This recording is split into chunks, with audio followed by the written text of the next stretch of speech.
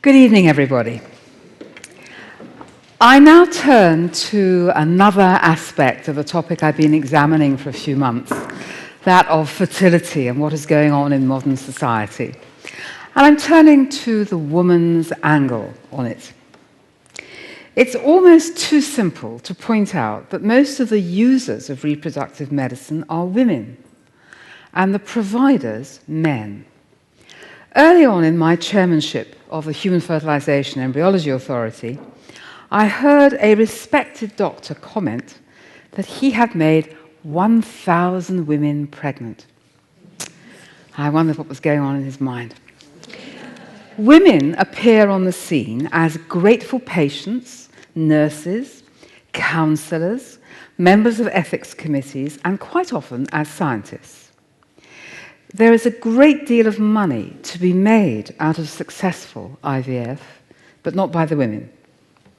They have one invaluable commodity, however, and that is their eggs, especially now that they are in demand for stem cell research. Altruism, however, prevents sale of those eggs at a good price, in England in any case, although in the USA, if you go online and search for eggs for sale, you will see lots of advertisements showing 6-foot-tall, blonde, handsome, sporty women offering their eggs for sale for many thousands of dollars. There is, in my view, no arguing with the principle that one should not sell a body part, nor should one be tempted to make a decision that one would regret all one's life, like selling or giving away eggs for the money involved.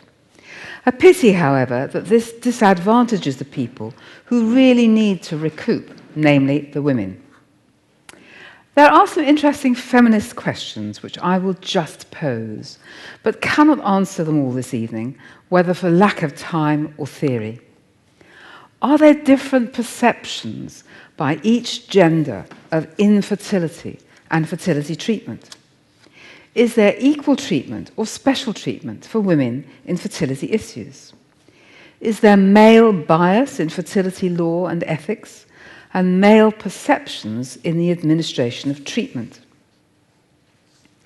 I always remember visiting London clinics when I was chair of the HFEA, and you would see the waiting rooms filled with very miserable-looking women, I suspect from the Middle East and Far East, looking tearful. And I just had this feeling that their husbands had said to them, "Come back with a baby, or else I will divorce you." So that was a very miserable experience. Is the woman's right to choose in questions of fertility in competition with the husbands, the wider family, and as yet unborn children? I prefer to focus this evening, though, on simpler criteria of feminism: autonomy and equality of parenthood. In this context, the hallmark of autonomy or independence over one's own self and integrity over decision-making in relation to your body is the right to make decisions about your own body and regulate your own fertility. Is woman's autonomy allowed to flourish under the law and practice of reproductive technology? I think it is, as long as it is protected by the 1990 and 2008 Acts, by the general medical law, and by the human rights legislation. I do sometimes wonder whether woman's autonomy is undermined by popular perceptions of her as a mother, always wanting to be a mother and nothing else. This is often meant kindly, but is reinforced by the press. "My miracle baby" is the headline to watch, to the fascination of the warm-hearted public. Women tend to take responsibility for infertility in a couple, regardless of the source, which is as likely to be the man as the woman. Infertility is increasingly portrayed as a disease for which there is a cure, if the woman tries hard enough and spends enough.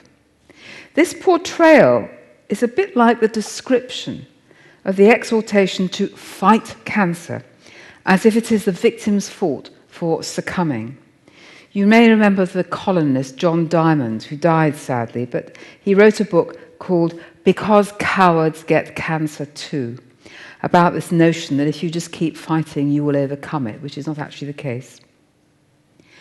Is it being assumed that all women are incomplete if they have no children, whether voluntarily or involuntarily? There is a risk that new techniques of treatment, which have scarcely been tested as safe or viable, are rushed into use by clinicians in order to be ahead of the field and advertise themselves as such. One sees the phenomenon of couples remortgaging their homes and disposing of their life savings, not that anyone's got any left anymore, in order to undertake repeated attempts at fertility treatment. Sometimes, one suspects, without even a conclusive diagnosis, because often it's very hard to diagnose and there's no particular reason sometimes.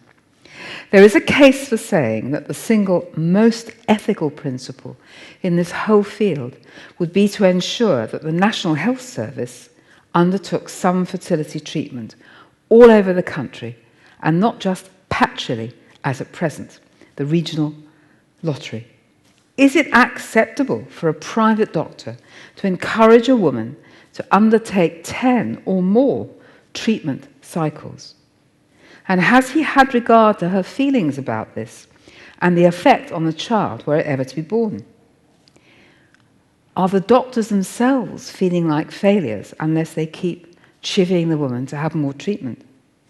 Is as much counselling devoted to failure as to the embarkation on fertility treatment? Should doctors be pressing techniques to the very edge of acceptability in order to achieve success? Success in this field is known as a take-home baby.